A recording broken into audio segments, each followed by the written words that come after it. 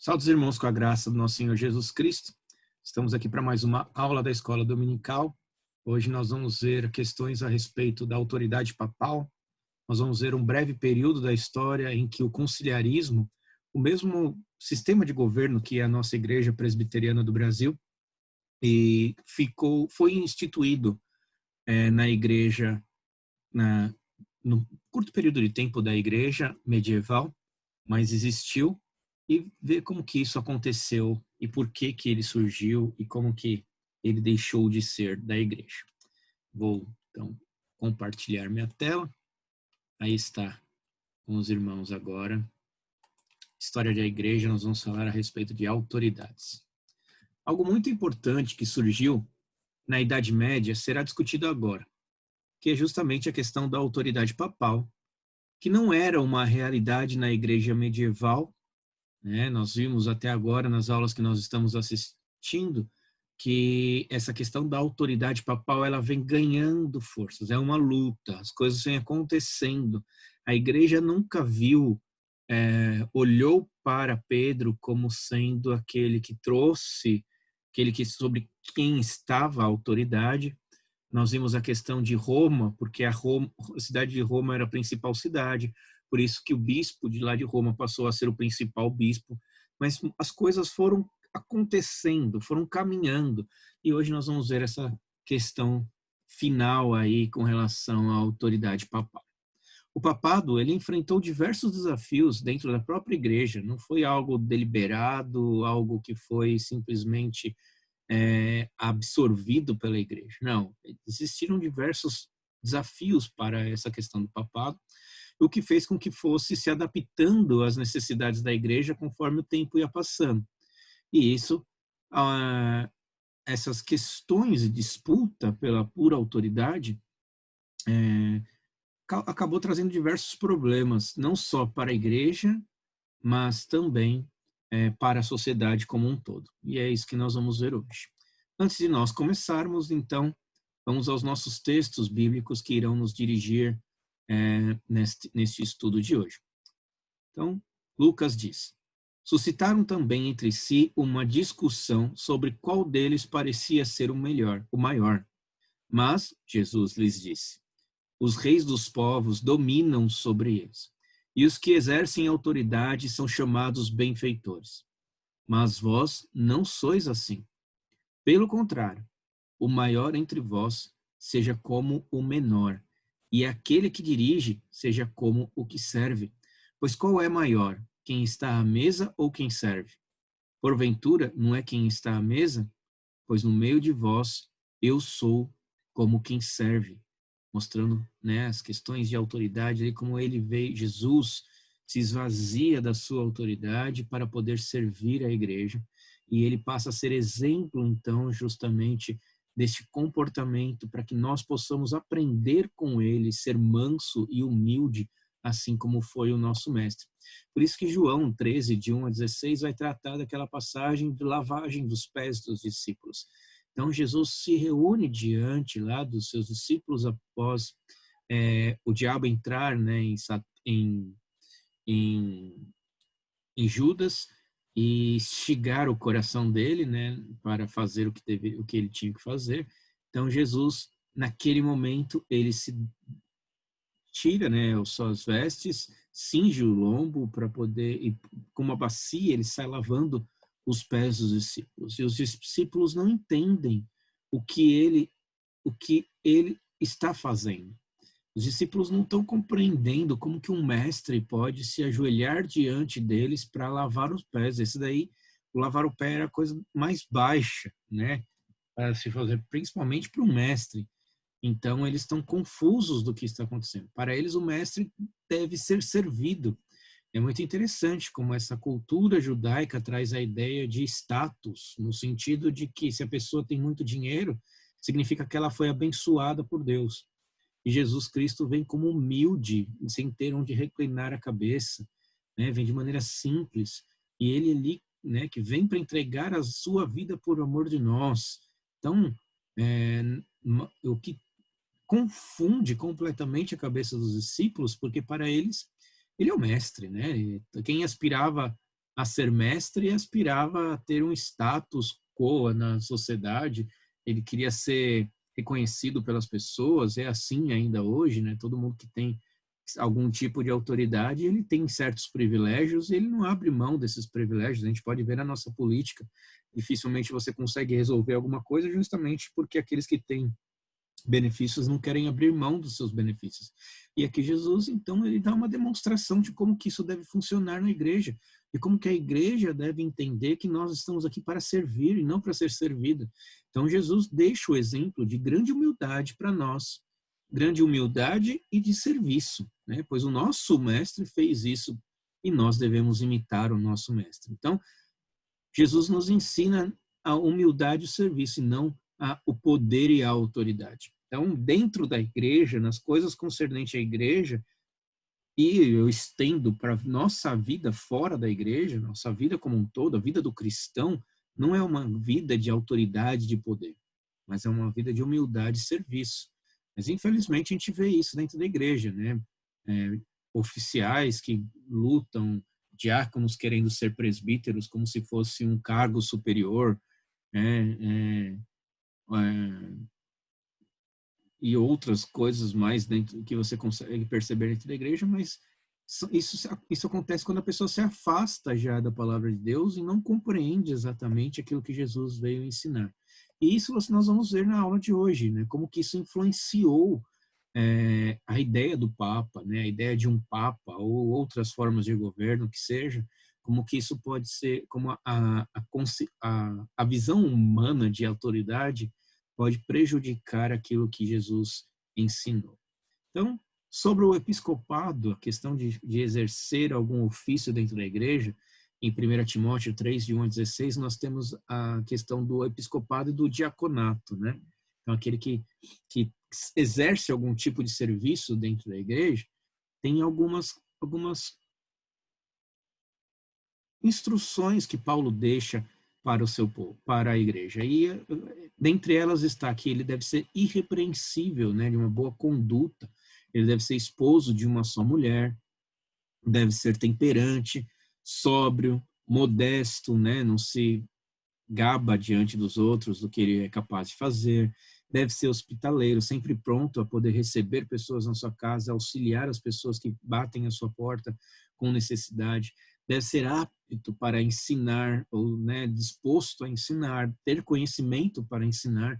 Então, tem que estar, não é dado vinho, né, não é uma pessoa que vive embriagada, buscando a felicidade nas coisas deste mundo, não é violento, né, é uma pessoa agressiva, é uma pessoa que sabe lidar com o amor, cuidado, mas ser firme nas questões que deve ser firme, sem ser violento, né, de agredir os outros, tanto física como verbalmente, nessas questões. Então, é muito importante ser cordato, forma de lidar com as pessoas, inimigo de contendas, ou seja, ele não é uma pessoa que fica fazendo partidarismo dentro da igreja, escolhendo um lado ou outro. E isso é da natureza humana, da natureza pecaminosa, né? Paulo já tratava disso lá em Coríntios, quando ele fala uns são de Paulo, outros de Apolo, outros de Jesus Cristo. Então você tem ali uma divisão dentro da igreja, uma contenda, né, com coisas que estavam se levantando dentro da igreja de Coríntios contra Paulo, por causa de falsos profetas. Então Paulo fala, inimigo que quem vai estar à frente da igreja deve ser inimigo dessas contendas, não avarento, deve governar bem o seu próprio lar, né, deve cuidar dos filhos com disciplina, né, a esposa está ali junto com ele, fazendo nesse cuidado, no cuidado das coisas da vida, são uma só carne, então tem toda essa questão aí de o bispo, ele tem que ter tudo isso, né, todas essas coisas antes dele ser bispo. E aí vem uma evidência interna, ou seja, a certeza de que Deus o salvou, o chamou para esse tal serviço, e a evidência externa, que são essas coisas que Paulo deixou para nós, que nós, como igreja, podemos olhar para a vida dos irmãos, dos pastores, dos oficiais, presbíteros, dos diáconos, e então entender se eles estão dentro os conteúdos que Paulo disse serem adequados a um bispo. Então aí tá, veja, as qualidades que deveriam nortear quem deve estar à frente da igreja. Então, Bom, com base nisso tudo, com Jesus sempre tratando essas questões de autoridade, mostrando a questão de humildade e serviço, as características de um líder da igreja, nós vamos agora tratar então da autoridade papal. E aí nós temos o problema da autoridade, porque a autoridade sempre vai trazer algum tipo de desconforto, algum problema, como que ela funciona, qual é o limite dessa autoridade, né? Até onde ele pode ir, né? Se é ilimitado esse poder que é dado ao Papa. Então, esse problema da autoridade papal era discutido no século XIV, no século XV. Então, você fica ali, a questão girava em cima de até que ponto o Papa exerce total influência sobre a Igreja. Então, como vai funcionar essa autoridade do Papa? E o Papa Bonifácio VIII foi um que apoiou um alto posto. Ele se declara senhor do mundo. Todas as coisas, quer físicas, quer civis, quer espirituais, quer civil, devem passar por ele. Ele é a autoridade máxima sobre todas as coisas. Então, veja, o Papa chamando para si, né, a questão de toda a autoridade. Esse Papa foi Papa no século XIII, no século XIV, de 1284 a 1303. Ele articulou as ideias da autoridade papal. Então, veja que a questão do papado nunca foi uma coisa que foi consenso dentro da igreja. Veja, nós estamos em 1284, 1200 anos depois de Cristo. E isso não estava claro, isso não estava definido dentro da igreja. É agora que Bonifácio declarando e fazendo uma declaração tão veemente assim a respeito da sua autoridade, que traz à tona essas questões, até onde vai essa autoridade. Então, ele articulou essas ideias e em 1302 ele editou uma bula papal, conhecidos como Unam Sanctam, e após uma série de desavenças com o rei Filipe IV da França. O rei Filipe, eles começaram a entrar em atrito justamente por causa dessa. O Papa não tem autoridade sobre as questões do governo. E é aí que entra o problema da autoridade. Então, peraí, o Papa está falando que até nessas questões da nação, com relação à nação, ele também é senhor, e lógico, né, os reis vão querer eles serem a autoridade máxima sobre a sua nação. Então, e houve uma grande desavença entre o Filipe IV da França, entre o Papa Bonifácio e o rei Filipe IV. Em 1303, o rei avança com uma força armada até Roma e captura Bonifácio. E aí, então, a história mostra, né, então, que ele almejou, né, a autoridade papal, né, a grande autoridade, a total autoridade. Mas ele não conseguiu alcançá-la, porque o rei Filipe, então, o destituiu do seu cargo.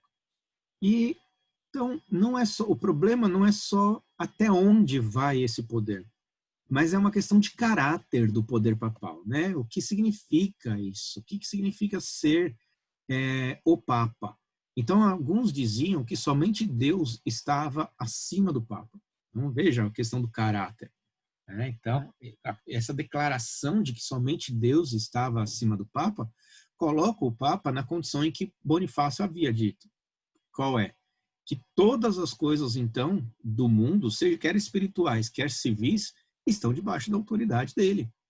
Então, veja, é aí que está a questão. E outras pessoas, eles limitavam esse poder.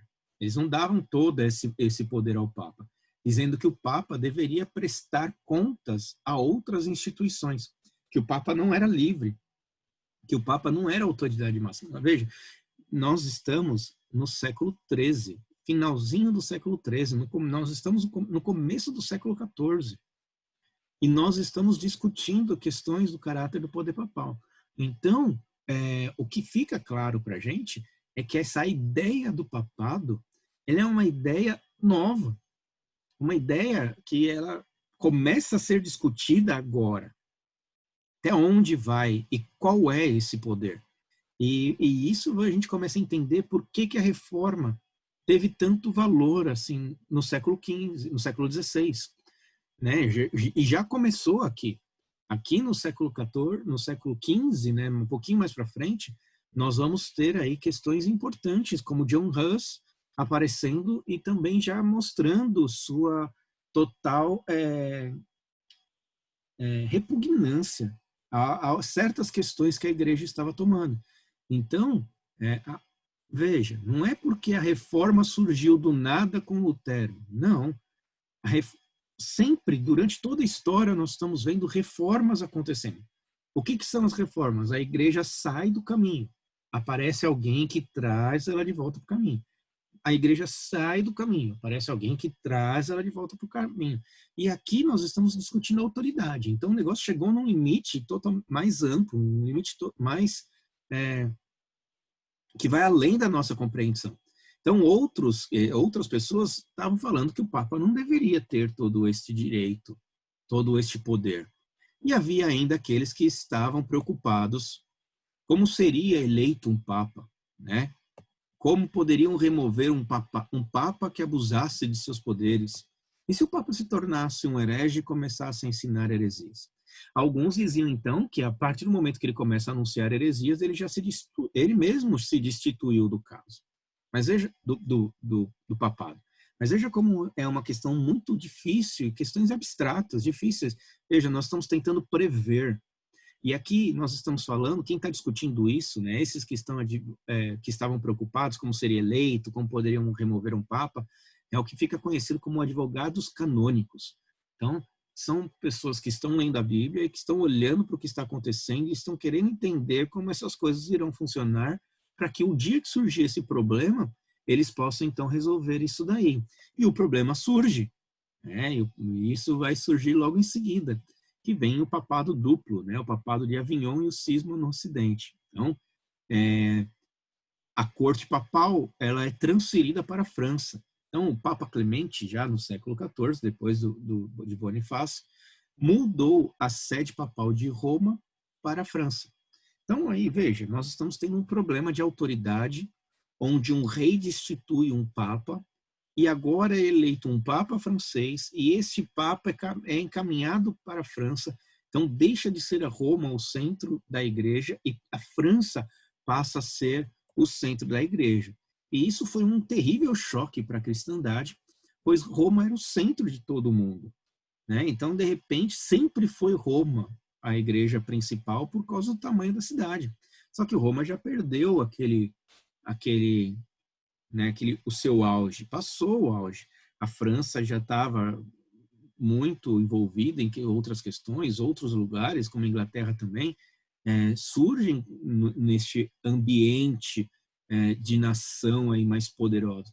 E agora você tem, então, justamente essa questão de o rei francês destituir um papa, eleger um papa francês e agora mudar. Isso foi um choque para toda a cristandade, porque nunca teve um papa fora de Roma.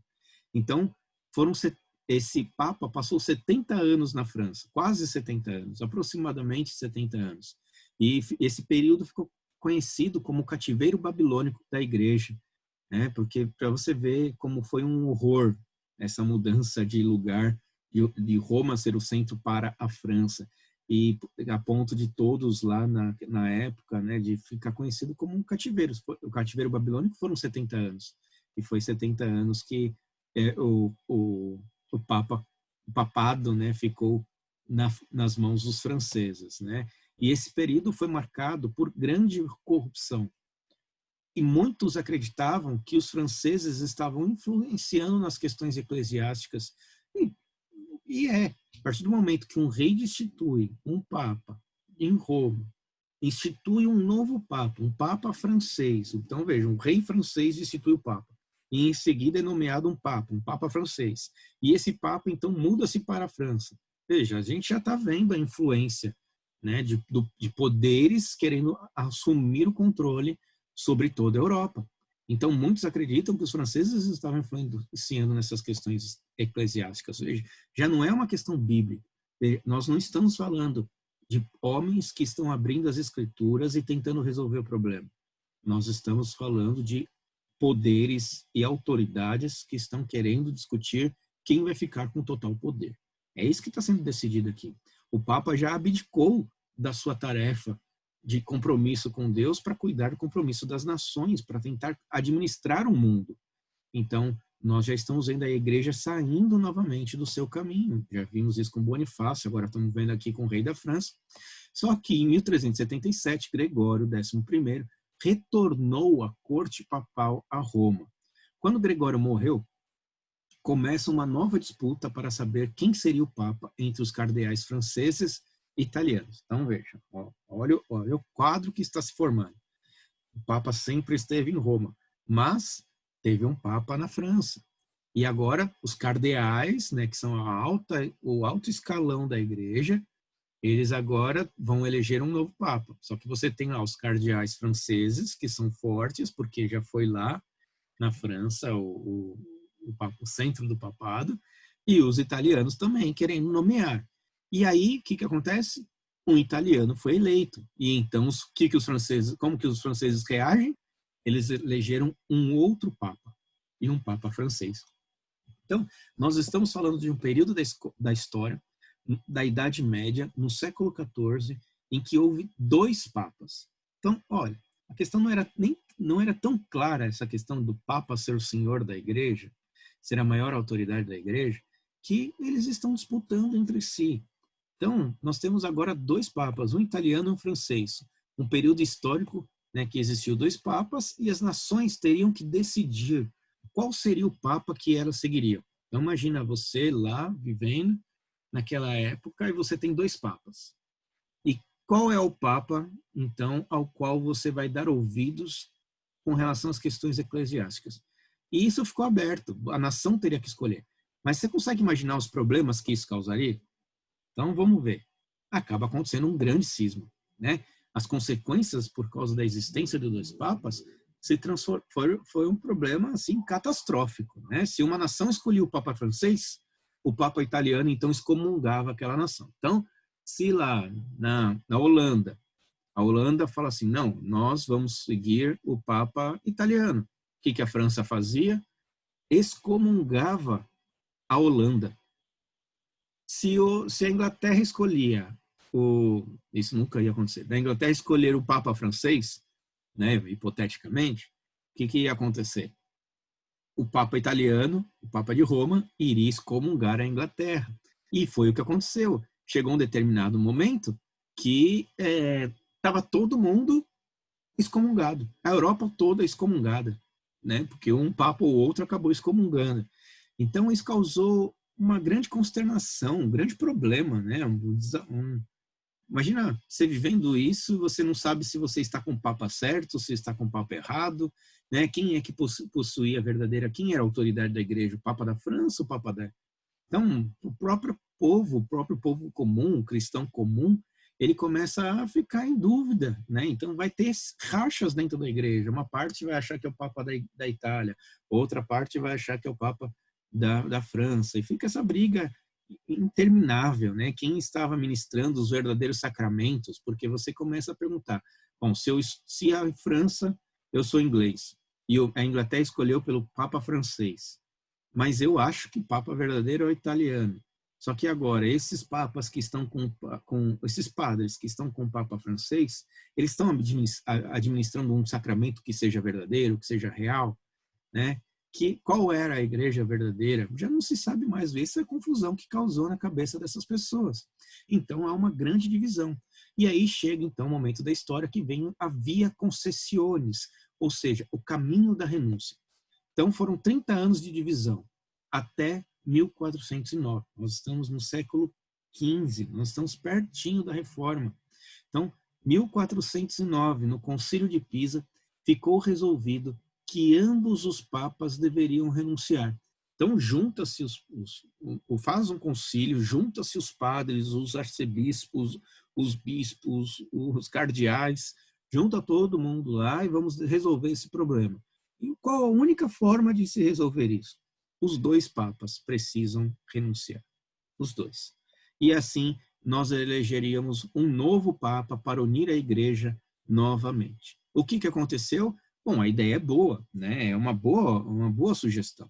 Vamos, do jeito que está, não dá mais para continuar. Então vamos fazer o seguinte, para não ficar prejuízo para um e benefício para o outro, os dois renunciam e a gente elege um outro papa. É ótima ideia, mas nenhum dos papas, é claro, estariam dispostos a abrir mão de seus postos. Mas de jeito nenhum que um ia perder a autoridade que ele tinha agora. Qual foi o resultado? Agora a igreja passou então a ter 3 papas. Nós tínhamos um papa na França, um papa em Roma e agora um papa em Pisa. 3 papas ao mesmo tempo. Se já era ruim com 2, imagina com 3, né? Se era ruim com 1, ficou pior com 2 e insuportável com 3. E aí vem o conciliarismo, que é a forma de governo presbiteriano, né? Nós somos uma igreja conciliar, né? Mas é totalmente diferente da forma como nós somos, tá? Então vamos ver o que foi o conciliarismo nesse período, mas nós vamos ver como a igreja estava tentando resolver o problema e eles estavam tentando achar aquilo que era uma solução. Então, algumas pessoas ali, olhando para as escrituras, propôs que o concílio deveria assumir então. Então, para resolver isso, lá em Constance, na Suíça, criou-se então esse concílio, formou-se esse concílio, e a crise foi resolvida. E esse concílio durou por muito tempo, né? 4 anos, de 1414 a 1418, ficou conhecido como a Via Conciliare, ou caminho do concílio, ou conciliarismo, né? Então, conciliar, né? Governo conciliar. E o concílio determinou, veja, no final da sua reunião, fica determinado que o papado não servia como uma autoridade superior, certo? O Papa não é superior. Veja, estamos tentando chegar a um acordo sobre a autoridade do Papa. E isso nunca foi uma verdade para a igreja. Nós estamos em 1418 e está sendo decidido que o Papa não é uma autoridade dentro da igreja, certo? E aí foi um decreto. Uma coisa interessante aqui é que justamente nesse concílio que tenta se resolver, que tenta chegar numa situação, é o mesmo concílio que acabou decretando a morte de John Huss. Então, o problema ali eram vários problemas que foram tratados nesse concílio, dentre este o problema papal, o maior problema, mas não o mais importante, né? Pois ali existe um homem nesta época que está anunciando as verdades do evangelho, que tem se levantado contra o poder da igreja, justamente porque a igreja se afastou completamente dos caminhos do Senhor. Então ele olha para essa disputa de poder, ele olha para essas questões de sacramentos, e ele olha para essas coisas que estão aparecendo dentro da igreja, e ele olha para as escrituras, se levanta para as escrituras e fala que está errado. Então, nesse concílio que define que o Papa não tem autoridade, é o mesmo concílio que define que John Huss deve morrer. Então, vem aqui a Aex Sancta, ou foi um decreto, na verdade, a Ex Sancta foi um decreto que delegou a autoridade suprema aos concílios. Então, veja, não é mais o Papa a autoridade suprema, são os concílios, que são reunidos de tempos em tempos para decidir questões eclesiásticas. E este é um caminho adequado. Quando nós olhamos lá para a Escritura, em Atos 15, nós temos ali a questão de Paulo, que foi para a Galácia, aos Gálatas, voltando, né, da igreja dos Gálatas, e ele traz o problema da circuncisão. E ali fica decidido, veja, há um concílio, não é Tiago que define como que as coisas devem acontecer, não é que é a quem até mesmo Pedro vai para prestar contas.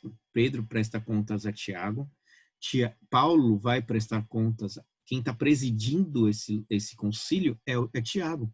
Percebe que não é Tiago que fala assim, não, a vontade de Deus é essa.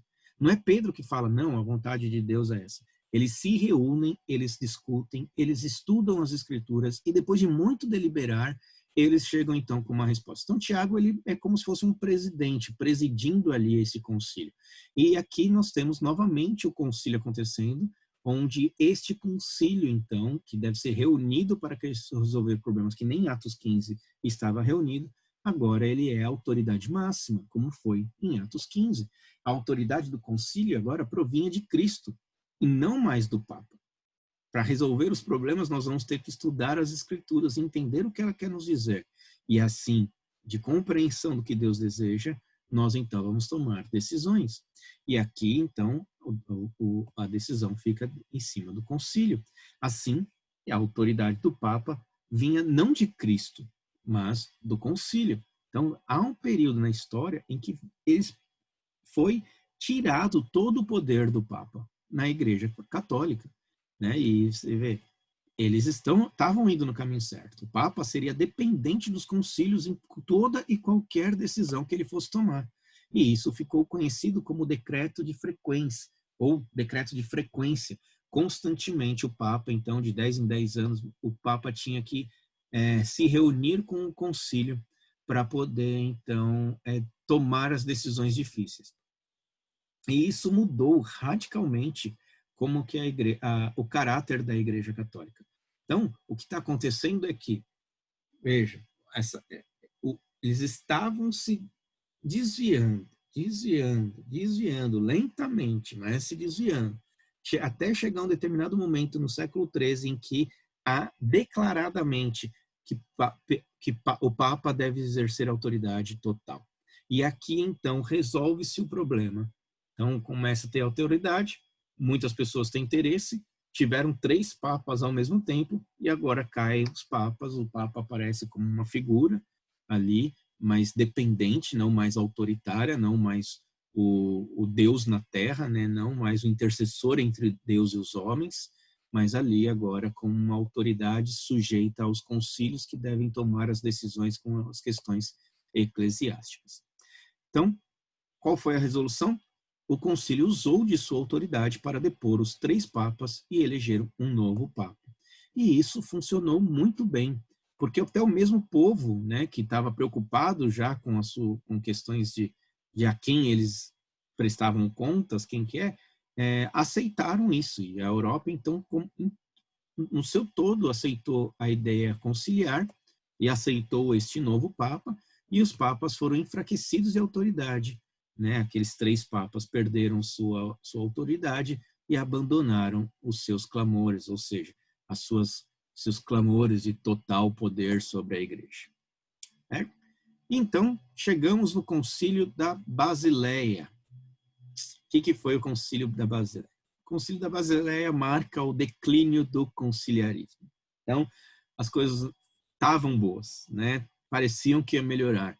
Mas o que nós vemos, então, é que o poder fala mais alto, as pessoas, homens, os pecadores, como sempre, enganados pelo coração, não se atentaram para as palavras do Senhor e viram que humildade e serviço, e o que eles queriam era poder e autoridade. E o que acontece? O Conselho reuniu-se em Basileia, na Suíça, em 1431 a 1449. O Papa Martinho V foi o que convocou, então ele usa o decreto de frequência e passa então a exigir um concílio justamente para decidir algumas coisas. O concílio neste concílio, ele torna-se cada vez mais radical. Isso é bom, tá? Mais raiz aqui, não é radical no sentido de se tornar extremista, é no sentido de se tornar mais raiz, ou seja, voltar àquilo que as escrituras estão querendo que ele seja. Então, o sucessor de Martinho, o Papa Eugênio IV e o concílio, ficaram hostis uns com os outros. Então, aqui há uma discussão, porque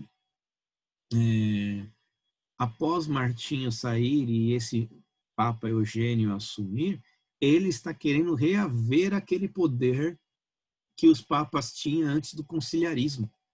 E ele, tentando ter mais poder, ele quer transferir o concílio da Basileia, na Suíça, para a Itália.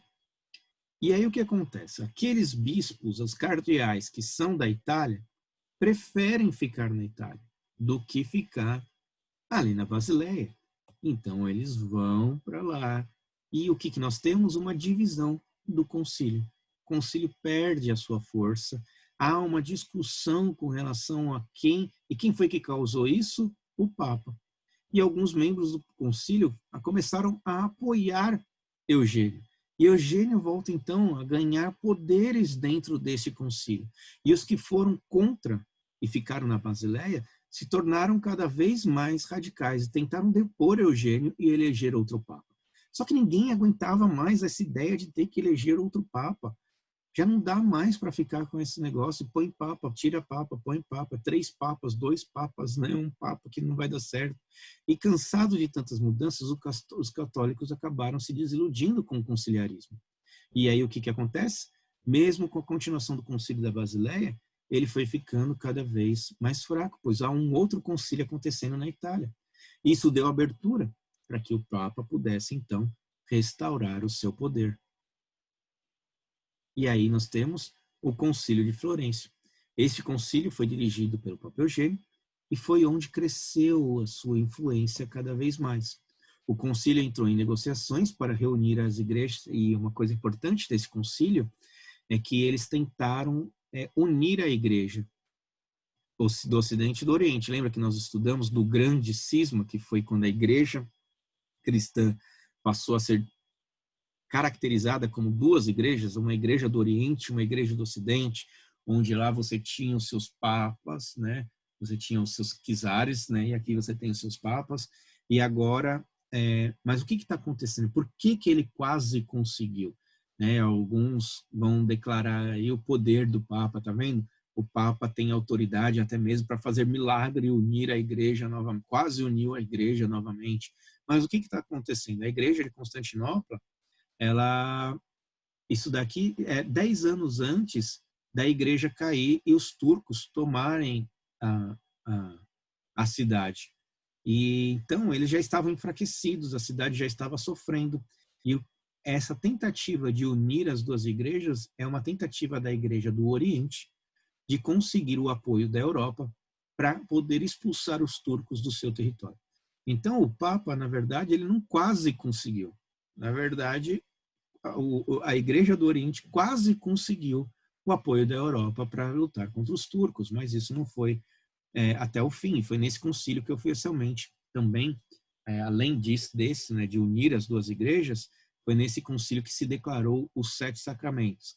A Igreja Católica tem 7 sacramentos, diferente da Igreja Protestante, que tem apenas 2, que é o batismo e a Santa Ceia. E essa questão dos sacramentos, ela nunca havia sido doutrinada, né? Ou seja, a igreja declarar que há 7 sacramentos a ser cumpridos pelos membros do seu corpo.